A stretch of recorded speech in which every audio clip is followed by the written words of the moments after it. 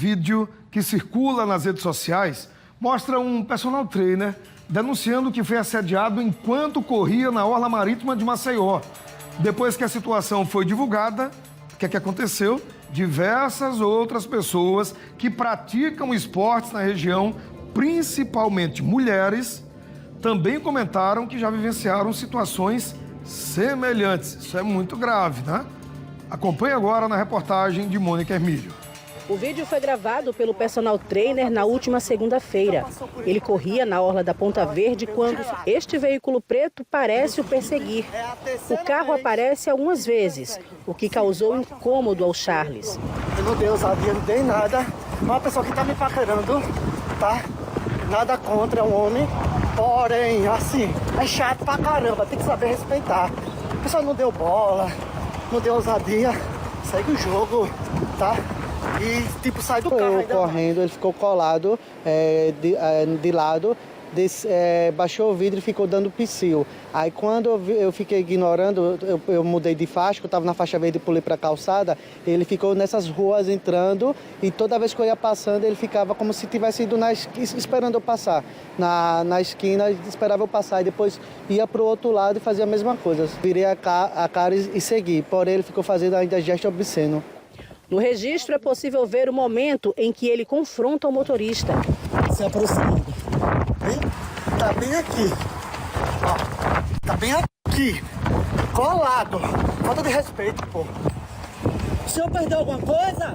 Segundo Charles, situações como essa são comuns, principalmente com mulheres. Eu tenho muitos relatos, né?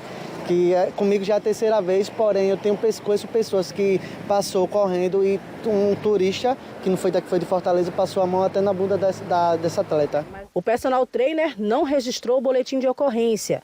Na postagem que ele fez nas redes sociais expondo o caso, várias pessoas comentaram, relatando sofrer diariamente situações como essa. Neste comentário, um corredor relata que passou por isso várias vezes e que a situação pode acontecer tanto com homens quanto com mulheres.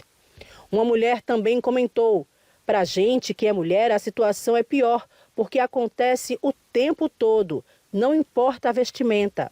Neste outro comentário, uma mulher diz que parou de correr na rua por causa disso e que todo domingo um cara de bike a perseguia. E isso teria acontecido pelo menos umas 5 vezes.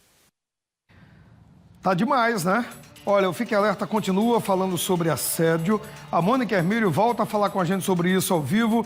Mônica, qual é a orientação para essas pessoas que estão se sentindo incomodadas? Porque assédio é crime, tem mais, né, Mônica? Muita gente pensa, assédio é só de homem para mulher. Mas pode ser de homem para homem, também pode ser o contrário, e isso é um crime. Conta pra gente, diz tudo aí, por favor.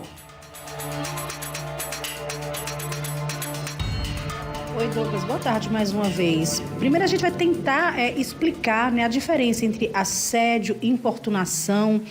O advogado que vai nos ajudar é o Leonardo de Moraes, já está aqui com a gente, né? Ouviu, assistiu o vídeo, acompanhou a reportagem junto com a gente, para a gente analisar, inclusive, né, essa situação. Leonardo, boa tarde. Você acompanhou tudo junto com a gente. Nesse caso, a gente pode tipificar como assédio, importunação, apenas uma paquera. O que seria caracterizado, né, essa situação vivida por esse personal trainer? Boa tarde. Boa tarde a todos, né? Primeiro, uma explicação do que significa a conceituação do assédio, para saber se aquele fato se encaixa ou não em alguma descrição do Código Penal ou alguma legislação penal especial. Primeiro, quando se fala em assédio, você fala em 2 tipos. Tem um assédio moral e tem um assédio sexual. No assédio moral, ele impõe uma conduta que é repetida dentro do ambiente de trabalho, que envolve isolamento no trabalho, a um colaborador da empresa X tem alguma meta inatingível, algum nível de humilhação que é feito no trabalho. Então, o assédio moral, ele envolve esse tipo de comportamento no ambiente do trabalho. O assédio sexual, que já é um pouco diferente, ele também envolve o ambiente de trabalho, só que ele pressupõe que nesse ambiente haja uma superioridade hierárquica. Ou seja, é o chefe que insinua sexualmente contra uma colaboradora, que no caso o assédio moral seria, basicamente, em regra, uma mulher, né? e que se insinua do ponto de vista sexual para oferecer uma vantagem no emprego para aquela sobrefunção, que tenta fazer insinuações o tempo todo, que fere a sua dignidade o tempo todo, que faz algum tipo de piada. Então, nos dois ambientes há um pressuposto, um ambiente do trabalho, para assédio moral ou assédio sexual. Essa prática ela é possível com vítimas homens e mulheres? É possível. Tanto o assédio moral ou assédio sexual, eles têm como pressuposto o ambiente do trabalho e a vítima pode ser homem ou pode ser mulher. E neste caso específico que aconteceu na rua, isso se concretiza como algum tipo de assédio moral ou assédio sexual? Não se concretiza, porque ambos pressupõem um comportamento feito em ambiente do trabalho. Mas, do ponto de vista de um conceito mais sociológico, social, ele pode ser enquadrado como uma forma de assédio se houver uma reiteração, um comportamento que é repetido, que forma um padrão.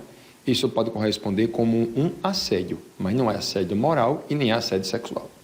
Nesse caso, né, nós conversamos com o Charles nessa manhã, questionamos se ele tinha registrado um boletim de ocorrência. Ele informou que não foi registrado nenhum boletim. Ele se sentiu muito incomodado, mas não registrou nenhum boletim. Nesses casos, seria importante, já que a pessoa diz se sentir incomodada, seria importante registrar um boletim de ocorrência? O pressuposto é que você consiga registrar aquela informação, né? Eu vi que ele gravou um vídeo que mostra um carro que estava a todo tempo procurando ele, né? Ele pode registrar, então, essa informação por meio de vídeo, prints, de mensagens, de testemunhas. E depois ele pode encaminhar para registrar um boletim de ocorrência. O BO é você estar informando aos órgãos públicos uma situação que, em tese, pode ser ou não criminosa, né? Em tese seria mais crime, mas pode ser ou não criminosa. Nesse caso específico, se pensa, observando o texto do Código Penal, não há um assédio sexual. E o assédio moral, ele não seria então a prática de um crime, né?